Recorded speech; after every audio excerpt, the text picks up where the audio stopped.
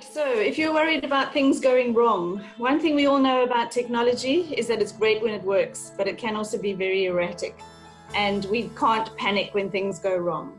So you've got Murdoch University's own technical support that's there for you, but what if that's not readily available for some reason? What do? Ask the students for help. That's number one tip that you can use. I think also when you're planning your session, always have a plan B. Right? Think of the different options and different channels. If your whole lesson depends on a successful use of breakout groups, you need to have a plan B if the breakout groups aren't working. Same way you can use different channels for communication. So students might not be able to get through, use their mics, chat. A lot of our students have used WhatsApp communication groups so that if they lose touch on the LMS, they can communicate with each other, and so we're aware of what's going on and get people back on track. Again, these additional channels of communication are always worth having there as a backup.